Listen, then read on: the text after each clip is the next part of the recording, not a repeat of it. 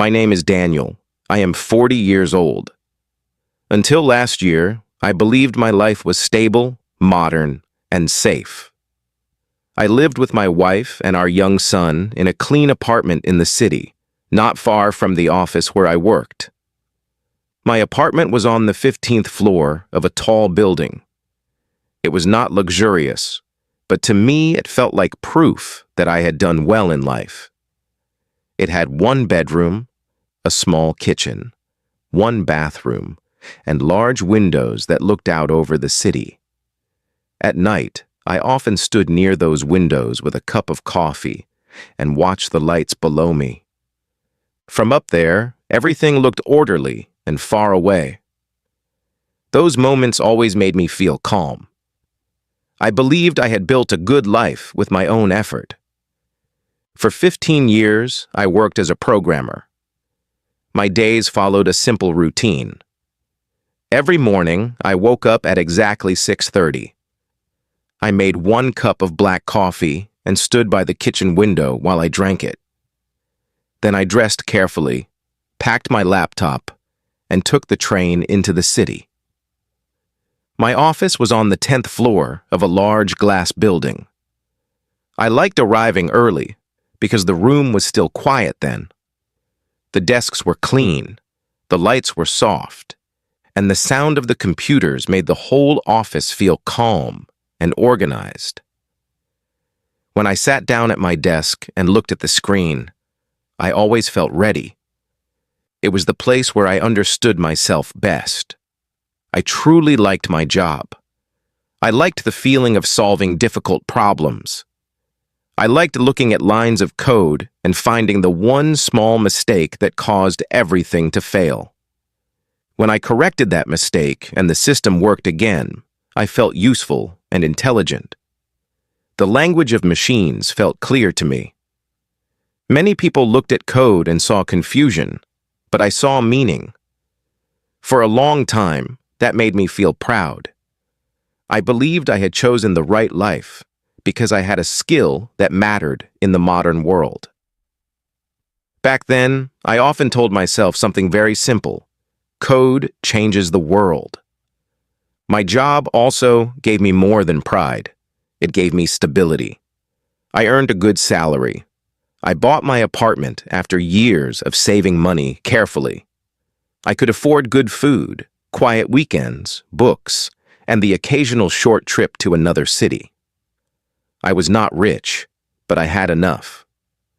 My mother sometimes called me and said, "Daniel, you have done well for yourself." I always smiled when she said that. I believed it was true. I thought my future would continue in the same direction for many years. At the office, people respected and trusted me. I was not the loudest person there, and I was not the kind of man who told jokes in every meeting. But people relied on me. When a difficult problem appeared, younger workers often came to my desk and asked for help. I liked those moments. I liked being the person who knew what to do. I still remember one winter night when our main system failed just before midnight. Orders stopped moving, phones started ringing, and everyone in the office looked afraid. I sat in front of my screen for 4 straight hours, drinking bad coffee and reading lines of code until my eyes hurt. When I finally found the problem and fixed it, the whole system came back to life. The next morning, my manager shook my hand and called me a lifesaver. I carried that moment inside me for years. It made me feel powerful. It made me believe my work was a kind of protection, a wall between me and uncertainty. For many years, everything stayed the same. Then, very slowly, the office began to change. People started talking about AI, something new, something fast, something none of us fully understood. New tools appeared on our computers. At first, I was not worried. I told myself they were only assistants. When people asked what I thought, I usually smiled and said, Machines can follow instructions, but they do not understand the whole picture. But the tools improved very quickly. Tasks that once took hours began to take minutes.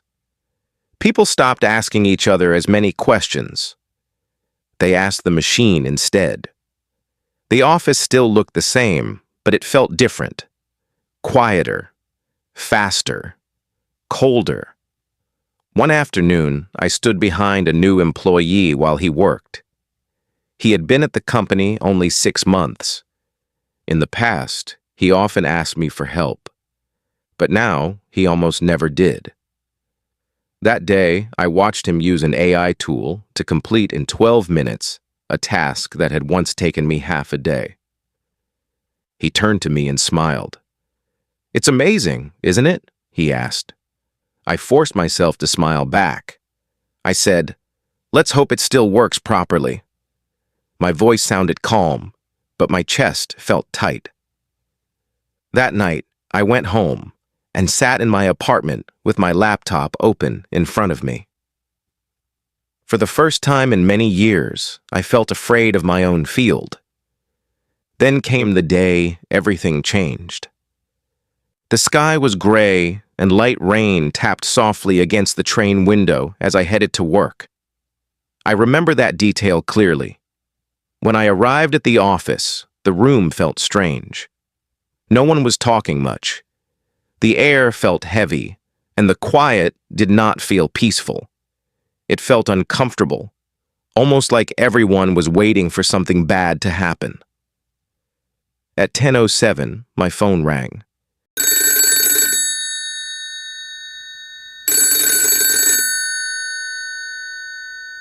It was my manager. He asked me to come to his office. I walked there slowly. My heart was already beating too fast. When I entered the room, he did not look at me directly. He looked down at the papers on his desk. That small detail told me more than his words did. He started speaking in a soft, careful voice. He said the company was changing direction. He did not talk about my 15 years of hard work. He did not mention the night I saved the company system. He said, automation had changed the kind of staff the company needed. He said some positions were no longer necessary. Then he finally looked at me and said, "Daniel, we won't be needing your role anymore." For a few seconds, I could not think. My body felt frozen. I did not argue or ask questions. I just sat there and stared at him. I knew he was still talking, but his words became distant, as if they were coming from another room. When he finished, I nodded and said, "I understand." But I did not understand. I walked back to my desk with slow steps. I looked at the chair where I had sat for so many years. I looked at the screen, the keyboard, the coffee cup beside the monitor, and the small green plant I always forgot to water before weekends. All those ordinary things suddenly looked sad to me. I packed my coffee cup, my notebook, 2 pens, my charger, and the little plant into a cardboard box. My coworkers looked away when I passed them. Then I took the elevator down to the street and stepped outside. The sun had come out. That made everything worse. The city looked bright and normal. People walked past me with shopping bags, takeaway lunches, and phones in their hands.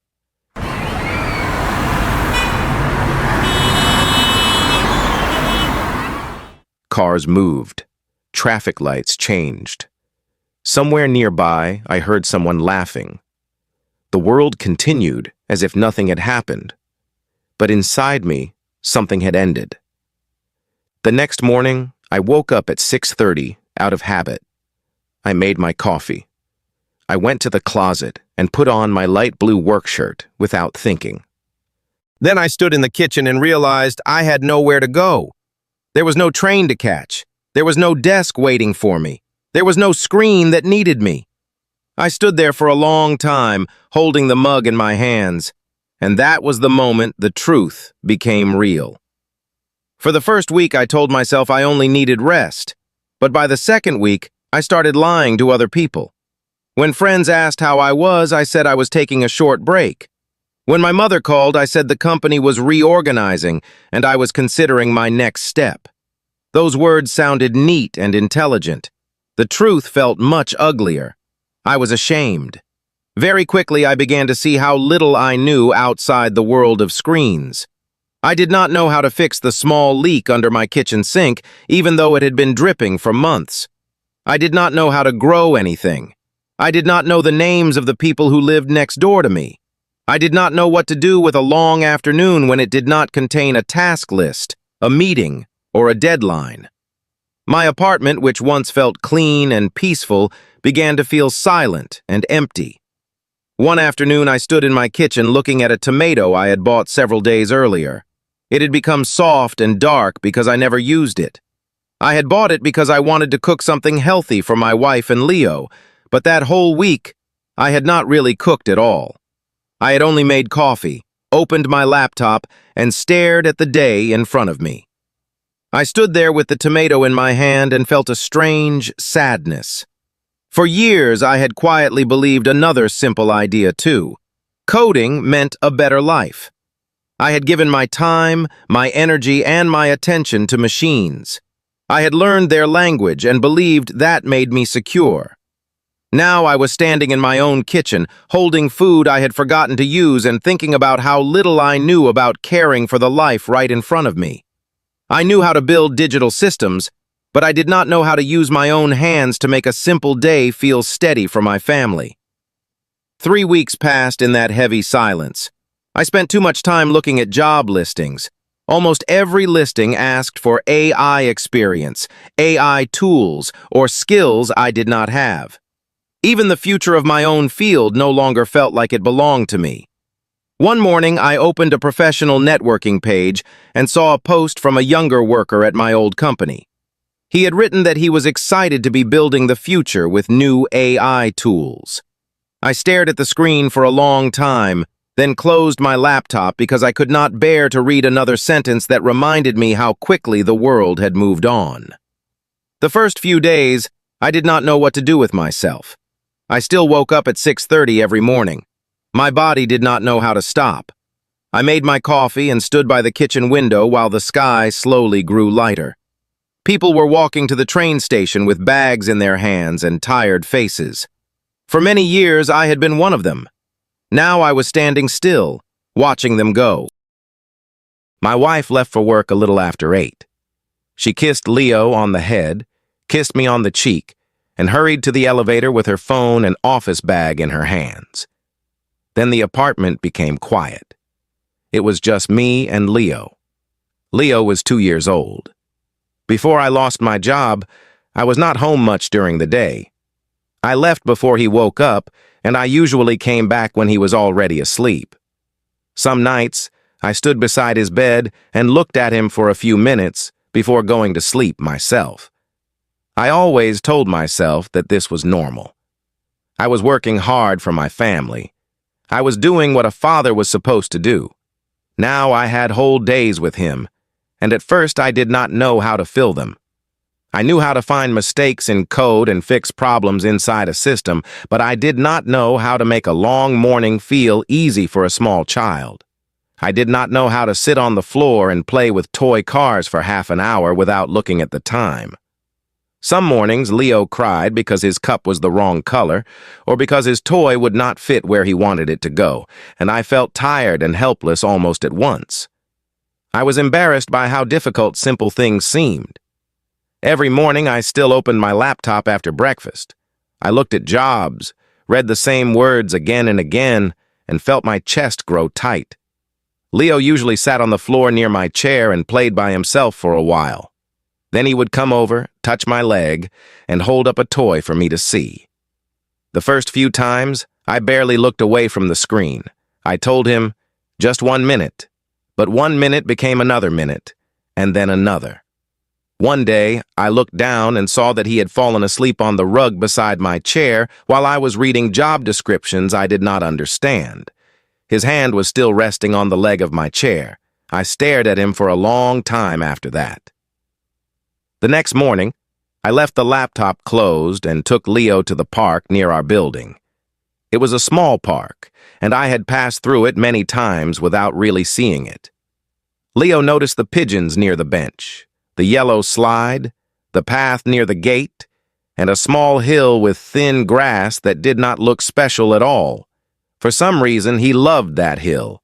He ran down it, laughed, climbed back up, and did the same thing again.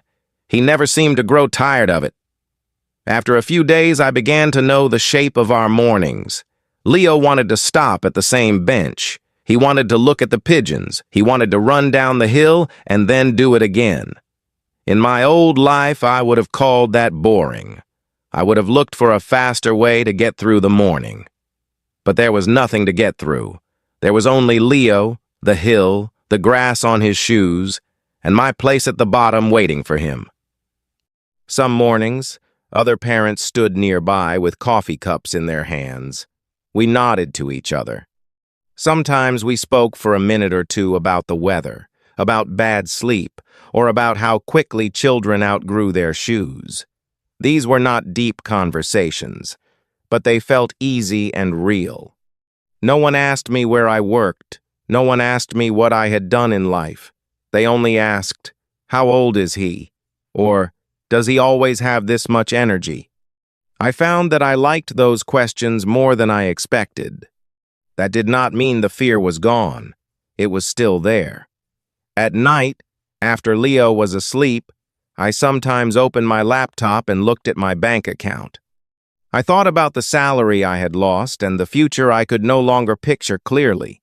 Some nights, I still felt the old pressure in my chest. It followed me to bed and stayed there for a long time. One afternoon, Leo fell near the park gate.